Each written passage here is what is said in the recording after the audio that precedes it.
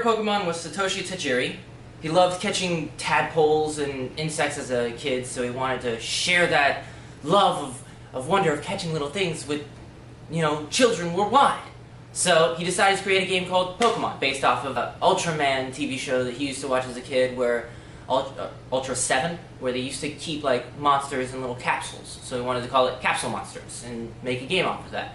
He pitched the idea to Nintendo. They weren't really happy about it. Made friends with Miyamoto. Miyamoto pitched it to Nintendo, and they changed the idea to Pocket Monsters, and thus Pokemon was born! Yay!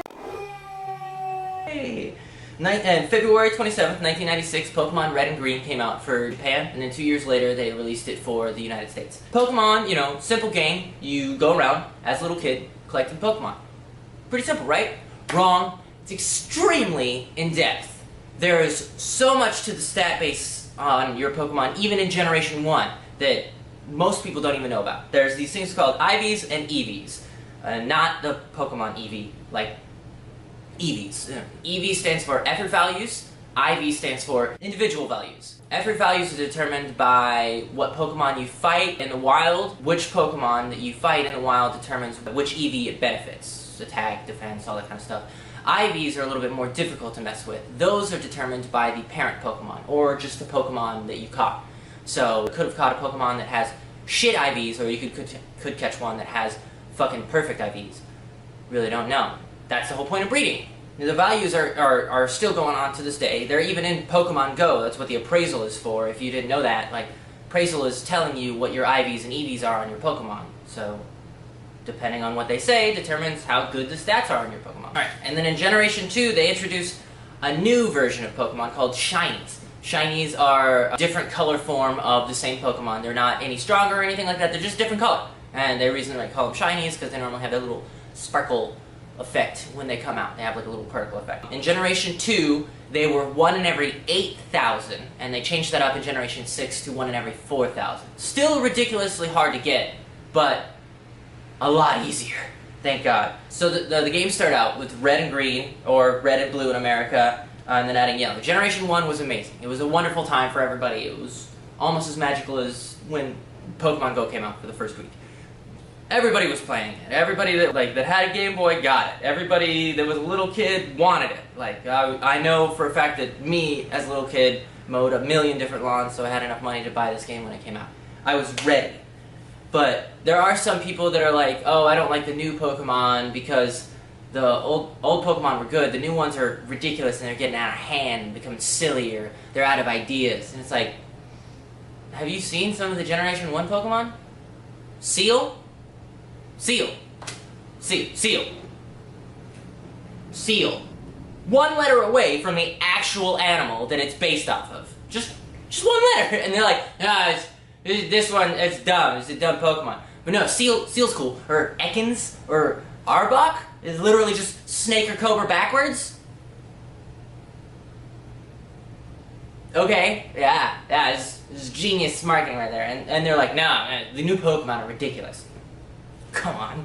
As they add Pokemon, they add new stuff, new Pokemon that are dumb, Sudowoodo, Licky Licky, Vanillux. Every time that I get an argument with people about how the new Pokemon are dumb, someone brings up Vanillux, and it's indefensible. It's literally an ice cream Pokemon. It's fucking stupid. There are some awesome Pokemon though, like Sock, the fucking Karate Man. Dude, it's Jackie Chan. It's Jackie Chan Pokemon. It's awesome. It's badass.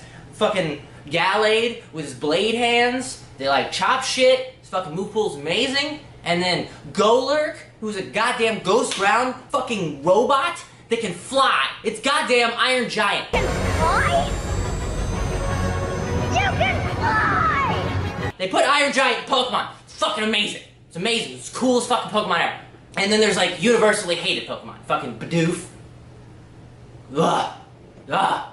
Fucking Emolga. And I know there's some little girls that are like, meh, Emolga's cute. No. Fuck that Pokemon. I want to kick it in its stupid fucking little face. Hate the thing. Fucking Audino. Just so goddamn tired of seeing those things.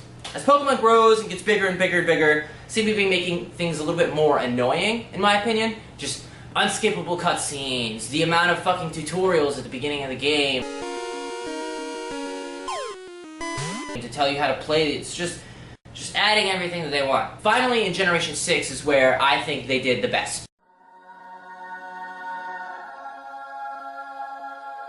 Generation 6 was like the best Pokemon game they came out with. They made everything better. They made the global trading system, which allowed you to trade for whatever Pokemon you're looking for, as long as you have some fake fucking shiny. You got the Friend Safari, which makes the IV training a lot easier because all you have to do is have friends, which most people that know that played Pokemon back then probably didn't have very many friends. The Wonder Trade system, which allows you to get rid of all of your stupidly overbred Pokemon and trade them out to maybe get something great, or probably just like a fucking Metapod named Penis. New O-Powers, which make leveling way faster, significantly more streamlined to make everything quicker. And then there's the Super Training, which allowed you to do EV training, which was oh my god, way easier. I'm so tired of going into fucking caves and punching Zubats in the face for 3 hours on end. Now I can just tap a ball and play fucking Pokemon soccer. I mean, it's boring, but it was good. It was what I needed. And then Generation 7 comes out, and Generation 7, like, I don't know what the fuck they were thinking. They just did everything wrong, in my opinion. Like, it was just, okay, you know all that endgame stuff, and like, you know how you like gyms and all that? Yeah, we're just gonna take that out. We're just gonna fucking remove all of that. We're gonna have, instead of gyms, we're just gonna have like, fucking 4 islands. Yeah, just fucking 4. And then there's no super training. And then, you know all those goddamn legendaries that you don't really like and are a pain in the ass to catch in the first place, and you never really use them online anyway? Yeah, okay, we're gonna add 24 of them. 24 fucking legendaries. Are you insane? That's 11 more than the previous generation, and this is the second least amount of Pokemon that they've ever added in a generation ever. And they're like, let's make 24 of them fucking legendaries that you can't even use, like, online. Like, why? And now they have this new Pokemon game coming out called Let's Go Eevee and Let's Go Pikachu. And at first glance, it looks fucking awesome. Like, it looks badass. 2-player fucking Pokemon? Fuck yeah. Let's do that. But then you kind of start paying attention to it, and you realize it's a filler game. It's not really there, it's just kind of there to take up space, so when the new generation comes out next year, you didn't have as much time to wait because you played a game in between. Ah, man, they just like, going back to the whole hand-holding thing. You can't even fight a gym unless you have a Pokemon that is a type advantage against it, which is just blatant stupidity. It's like, how am I gonna learn how to play the game if you're just gonna fucking handhold me the entire time? Like, just, there's no wild random encounters anymore. You just catch Pokemon that are just standing in the grass. They're literally just standing there, like fucking just chilling. Like, yeah, I'm fucking Pidgey. Yeah, I'm just standing in this grass. They're like, oh, okay, look, there's a Pidgey. I'm just gonna throw a Pokeball at it. Caught it. Cool, I got a Pidgey. Like, the next Pokemon game is supposed to be coming out sometime between June and December 2019. We don't really know much. All we know is that it's going to be a Generation 8 game. So they're going to add new Pokemon, which I'm not really a huge fan of. Honestly, I would have been much happier if they were to just, like, put all the Pokemon games together. Like, make fucking Kanto, Johto, all of them, Sinnoh, every single one of them, put them in one game. You fight, like, fucking 48 gyms in a row, or whatever. Like, it resets you every time you go to the new set. You keep all the Pokemon, but you have to reset it at a starter. And, God, please, make the tutorials fucking skippable. Like, I don't need to learn how to fucking catch a Pokemon from some old dude. I know how to play. I've been playing since the beginning. Let me skip it. It's not just little kids that play your shit, dude. It's been around for longer than 20 years. Just let me fucking play. I know how to play. I don't need this guy telling me, hey, this is how you catch it. Fuck off, old man. I don't care. So, that's my opinion on Pokemon. I'm super excited for the new one coming out next year. But I'm skeptical. But we'll find out. So that's that. I hope you enjoyed. If you didn't, then sorry.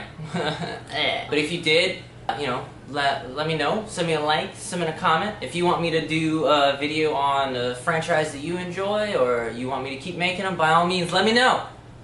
Also, late fam dad.